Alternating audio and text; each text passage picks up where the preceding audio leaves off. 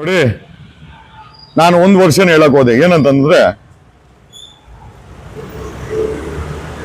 ದರ್ಶನ್ ಕೊಲೆ ಮಾಡಿದಾನೆ ಅಂತ ಒಂದು ಮಟ್ಟಿಗಿನ ಇನ್ವೆಸ್ಟಿಗೇಷನ್ ಹೇಳ್ತಾ ಇದೆ, ಪೊಲೀಸ್ ಇನ್ವೆಸ್ಟಿಗೇಷನ್, ದಾಖಲೆಗಳು, ಎವಿಡೆನ್ಸ್ ಹೇಳ್ತಾ ಇದೆ. ನನ್ನ ಪ್ರಕಾರ ದೀಪಕ್ ಮರ್ಡರ್ ಮಾಡಿದಾನೆ, ಮಾಡಿಸಿದ್ದು ಮುನಿ. ಈ ವರ್ಷನೂ ಇದೆ. ಇದಕ್ಕೆ ಬೇಕಾದಂತ ದಾಖಲೆಗಳು, ತನಿಖೆಗಳು ಕೂಡ ಆಗಿದೆ.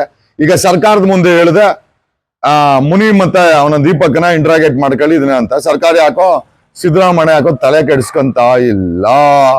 ಕರ್ನಾಟಕ ರಾಜ್ಯದ ದರ್ಶನ್ ಅಭಿಮಾನಿಗಳೇ, ನಿದ್ದೆಯಿಂದ ಎದ್ದೇಳಿ. Come on boys, get up. ಅವನು ಹೊರಡೆ ಇರ್ಲಿ, ನಾನು ಹೊರಡೆ ನಿಮ್ಮನ್ನ ಲೀಡ್ ಮಾಡ್ತೀನಿ. ಫ್ರೀಡಂ ಪಾರ್ಕ್ ಅಲ್ಲಿ ಸೋಮವಾರ ಪ್ರೊಟೆಸ್ಟ್ ಮಾಡೋಣ. ಪಾರದರ್ಶಕ ತನಿಖೆ ಆಗಬೇಕು.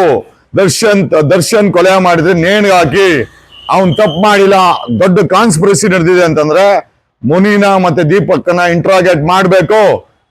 ಉಪವಾಸ ಸತ್ಯಾಗ್ರಹ ಮಾಡೋಣ. ಸೋಮವಾರ ಪರ್ಮಿಷನ್ ಕೇಳ್ತಾ ಇದ್ದೀವಿ.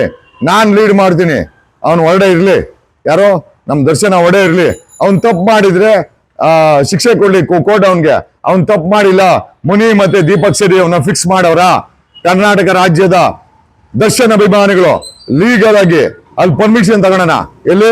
ಫ್ರೀಡಂ ಪಾರ್ಕ್ ಅಲ್ಲಿ. ದರ್ಶನ್ ಬಗ್ಗೆ ತನಿಖೆ ಆಗ್ಬೇಕು. ಆಮೇಲೆ ಆ ತನಿಖೆ ಪಾರದರ್ಶಕತೆ ಇರ್ಬೇಕು. ಬೇಕಾದ್ರೆ ರಿಟೈರ್ಡ್ ಹೈಕೋರ್ಟ್ ಜಡ್ಜ್ ಹಾಕಿ ಬೇಕಾದ್ರೆ ಸರ್ಕಾರ ತನಿಖೆ ಮಾಡಿಸ್ಲಿ, ಮಾನಿಟರ್ ಮಾಡಿಸ್ಲಿ, ನಮ್ಗೇನ್ ಸಮಸ್ಯೆ ಇಲ್ಲ. ದರ್ಶನ್ ತಪ್ಪು ಮಾಡಿದ್ಯಾ, ನೇಣಿಗೆ ಹಾಕಿ. ತಪ್ಪು ಮಾಡಿಲ್ಲ, ರಿಲೀಸ್ಗೆ ನಾವು ಸತ್ಯಾಗ್ರಹ ಮಾಡೋಣ.